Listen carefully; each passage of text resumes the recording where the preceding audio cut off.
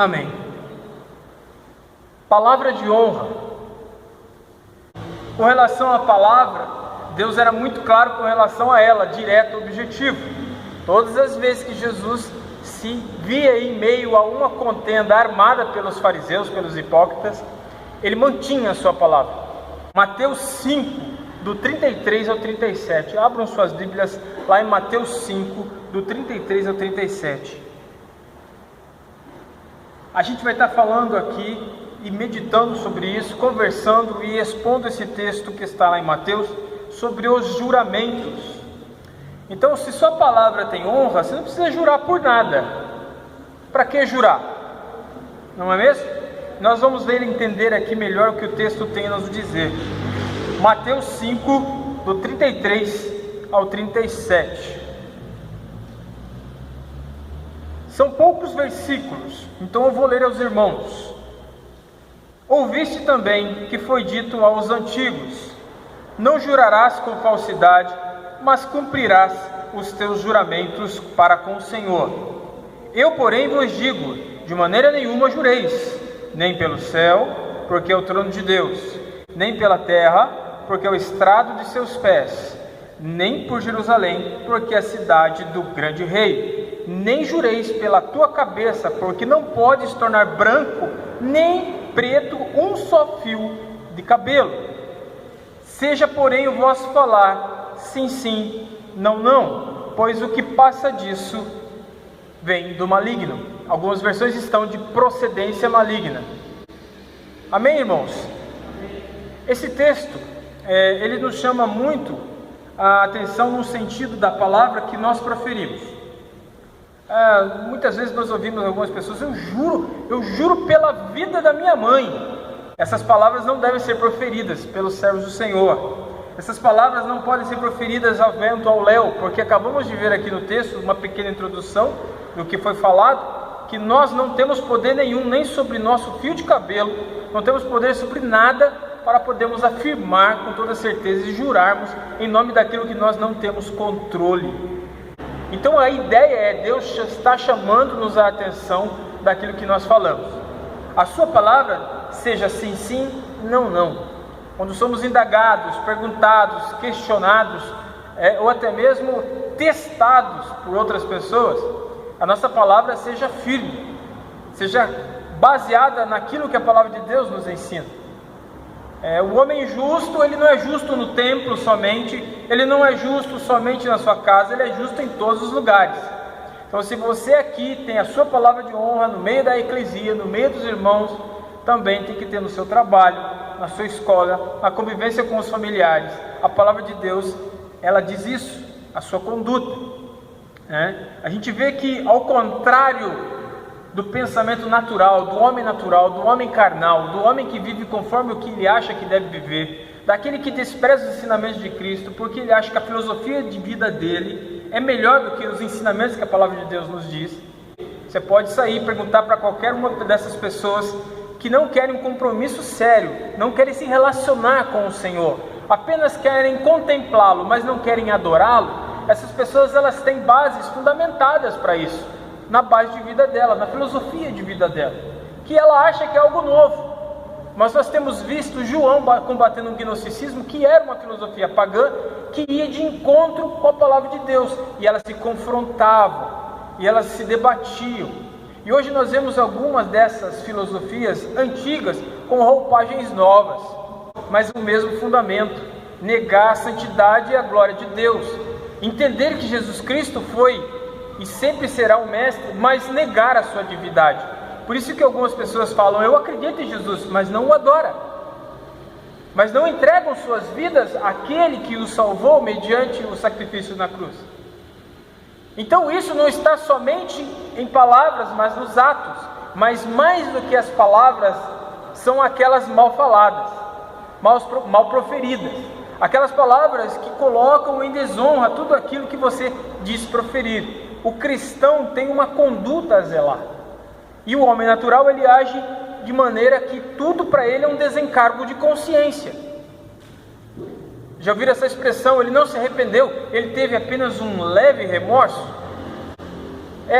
Tem uma diferença bem grande aí entre o arrependimento e um leve remorso.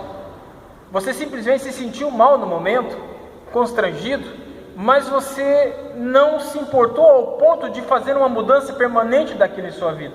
Então aquilo não é um arrependimento, não é uma conversão, não é um retorno das suas origens e voltar a praticar o que é correto. Interessante que essa é a nossa luta. E essa prática, ela é copiada em todos os meios sociais que nós vivemos, meios corporativos, eclesiásticos, aonde nós vamos, o que nós ouvimos hoje, qualquer empresa que você for trabalhar hoje, as pessoas sempre dizem para você o seguinte: dê o seu melhor. Se o meio corporativo, o mundo ideológico, vive com esse lema, nós cristãos, com mais excelência ainda. Vivamos cada dia melhor. Temos que ser cristãos melhores a cada dia que passa. E isso começa no simples ato de falarmos, para proferirmos a palavra de Deus. Então, se você está falando, conversando com alguém, esteja sempre pensando, ligado, constante comunhão com o Senhor. Esse é o orar sem cessar, para que você fale algo que glorifique ao Senhor.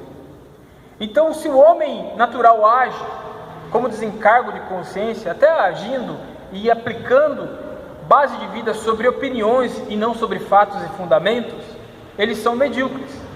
Eles vivem apenas na média. Ah, tá bom isso aqui, tá legal, tá bom demais. Não, mas você pode melhorar. Não, mas deixa esse jeito que tá. Eu tenho isso aqui, para mim já basta. O morador de rua, o mendigo, o flagelo da sociedade, aquele homem, ele se conforma com a miséria que vive. Eu tive contato com alguns deles, experiência própria, e eu falava: por que vocês ainda estão nessa situação? Porque é mais cômodo, campeão. Foi a resposta que eu ouvi. É mais cômodo. Eu não preciso me preocupar com isso, não preciso me preocupar com aquilo, e quando eu estou com algum problema eu me drogo. Então a gente vai vendo que isso é uma mazela. Então é simplesmente momentâneo. Essas pessoas não vão se preocupar com palavra de honra. Essas pessoas vão viver de acordo com aquilo que eles acham que devem viver. É o aqui e o agora. Um testemunho. Nós somos a igreja. Nós somos os responsáveis. Nós somos a agência do céu aqui na terra. Nós somos responsáveis por essa transmissão da palavra do Senhor. Então, mais do que palavras, são os atos. Se a gente dá uma olhadinha lá em Timóteo, 1 Timóteo 2,5, eu considero ele como a teologia bíblica desta passagem. Eu vou ler para os irmãos. Diz assim: porque há um só Deus, um só mediador entre Deus e o ser humano, Cristo Jesus e homem. Ele se entregou em resgate por todos, para servir de testemunho ao seu próprio tempo. Afirmo-vos a verdade, e não minto, ao declarar que para isso fui designado pregador e apóstolo, mestre dos gentios na fé e na verdade. Paulo. Então, se naquela época Cristo já era o que declarava, nessa época somos nós, os pais apostólicos, os pais da igreja. E nós vemos que a transmissão do Evangelho, a responsabilidade da propagação do verdadeiro Evangelho, da sã doutrina, está sendo repassada e foi repassada durante a história para a igreja. Nós temos essa responsabilidade com a nossa palavra. Por isso a nossa palavra tem que ser sim, sim, não, não, mediante os testemunhos, mediante a doutrina cristã, mediante a sã doutrina. Isso é a lei natural do homem. Se você andar na lei, se você andar justo com a lei dos homens, você não vai ser preso, você não vai ser investigado, você vai ser julgado, sua palavra vai ter valor, você será uma pessoa extremamente respeitada. Mas se você é leviano, trambiqueiro, sua palavra não vale nada, você fala uma coisa agora, amanhã já está dizendo outra, fala mal de outros por trás, não leva a sério o Evangelho de Cristo, acha que a eclesia, a igreja é um clube, então você está vivendo um falso evangelho, um falso cristianismo. Por isso que aqui Jesus chama a atenção a respeito da palavra, porque os fariseus viviam aquilo que eles não viviam. Eles viviam apenas um legalismo, mas eles na prática eles não faziam exatamente aquilo que eles diziam. Jesus conhecia o coração de cada um, assim como ele conhece o meu e o seu. o de vocês. E é por isso que ele continua tratando a respeito disso como um alicerce lá em Lucas 19:12. Então, naquela época, desde os patriarcas, os judeus, eles já zelavam pela palavra de honra.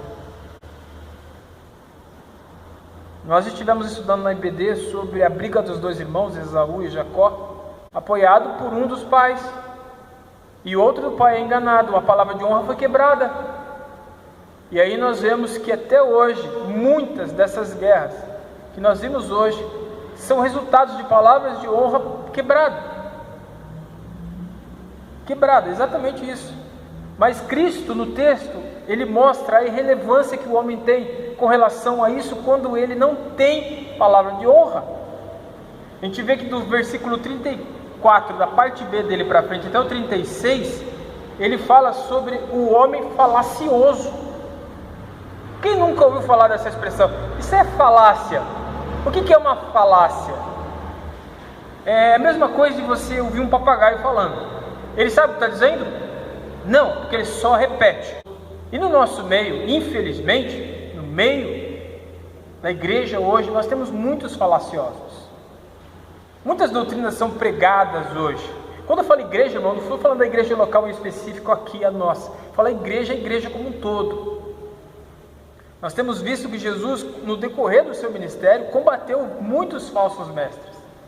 Paulo, então, João, todos eles se depararam com falsos ensinamentos. Brigas, cartas, epístolas de Paulo para a igreja, porque eles estavam ali sofrendo uma deturpação da mensagem, falácia.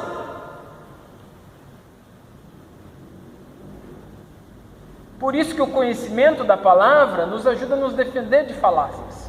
Nos ajuda a sermos fundamentados naquilo que a palavra nos indica. Muitas pessoas, num modo pejorativo, dizem que nós cristãos somos fundamentalistas. Sim, eu até entendo e aceito que a base fundamental da minha vida é a palavra de Deus. Mas eu posso garantir, eu tenho uma base. E quem acusa? Será que tem? E quem aponta o dedo, tem alguma base? Muitas vezes nós vemos pessoas muito menos qualificadas que nós, tendo muito mais prestígio, porque hoje o mundo dá mais valor à opinião do que fatos. Ninguém mais discorre, ou conversa, ou expõe algo sobre fatos, é sempre sobre opiniões. O mundo hoje é uma grande falácia. Eles lutam até hoje para desmerecer a divindade de Jesus Cristo e o cristianismo como um todo. E aqui Jesus, desde aquela época, já batia nessa mesma tecla, entre aspas, nesse mesmo assunto. Quando eu estava no quartel, tinha uma expressão muito interessante que o sargento costumava falar conosco depois de uma palestra. Ele perguntava, todos entenderam? Dúvidas. E a nossa resposta tinha que ser dívidas. Interessante. Se você não tem nenhuma dúvida do que é o Evangelho de Cristo, então agora você tem uma dívida. Qual que é a dívida? Cumpri-lo. Mateus 28, 19 e 20 diz isso. Jesus deixa bem claro, ide. Ele fala da responsabilidade que nós temos de pregar a palavra do Senhor, para que nós venhamos a combater esses falaciosos.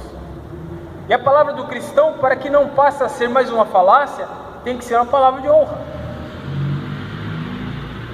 Então eu lembro disso com uma certa saudade e ao mesmo tempo não quero voltar a esses tempos de exército brasileiro que foram duros para comigo.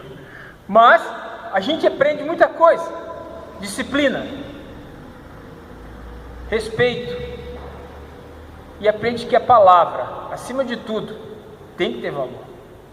Aqui Jesus nos ensina a respeito disso. Colossenses 3,17, o versículo que eu vou usar para encerrar, ele fala que: e tudo quanto fizerdes, quer por palavras, quer por ações, fazei em nome do Senhor Jesus, dando graças por Ele a Deus Pai. Amém? Que a nossa palavra seja a palavra de honra. Vamos orar? Senhor Deus, obrigado, Senhor, por este dia. Obrigado, Senhor Deus, pela Tua palavra, pelo enriquecimento que nos trouxe, Senhor Deus, e pela edificação que irá ser efetuado em nossas vidas. Desde já eu te agradeço. Em nome de Jesus. Amém.